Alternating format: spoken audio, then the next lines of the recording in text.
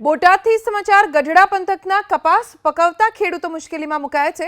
ગત વર્ષે 1700 રૂપિયા જેટલો કપાસનો ભાવ હતો, પરંતુ હાલ 1300 થી 1400 રૂપિયાનો ભાવ છે, જેથી ખેડૂતોમાં ચિંતાનો માહોલ છે। કારણ કે બોટાદ જિલ્લામાં મુખ્યત્વે લોકો ખેતી સાથે જોડાયેલા છે, જેમાં સૌથી વધુ કપાસના પાકનું ખેડૂતો વાવેતર કરે છે।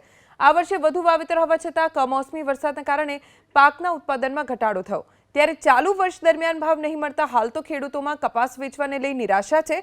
ઉગામેડી ગામમાં 50,000 મણથી પણ વધુ કપાસ ખેડૂતોના ઘરમાં તેમજ ગોડાઉનમાં પડ્યો છે, કેમ કે હાલ કપાસના ભાવ પોસાય તેમ નથી।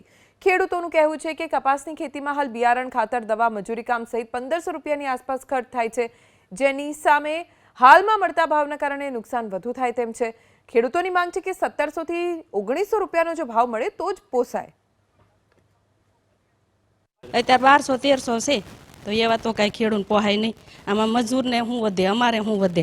અત્યારે મોંઘવારી પ્રમાણે ખર્ચો કેટલો 1600-1700 હોવો જોઈએ ને, આ ખર્ચમાં 1500 ખર્ચો લાગે છે, એમાં વાંહે વધે શું? કપાસ 1600 પડતર થયો છે અને 1300 1350 માગે છે। હવે વાટ તો જોવી પડશે, સરકારની નિકાસ કરી ને તો કંઈક ભાવ આવે એવું છે। આયાત કરી એટલે ભાવ 1800 હોય તો જ ખેડૂતને પોવાય। ખાતર, દવા, બિયારણ બધું મોંઘું, મજૂરી બધી મોંઘું છે, હાથી ભાડા બધું મોંઘું છે। ખેડૂતની અત્યારે હાલમાં કફોડી સ્થિતિ છે। કપાસ સંગ્રહવાનું કારણ એક છે કે અત્યારે 1200 થી 1350 ભાવ આવે છે।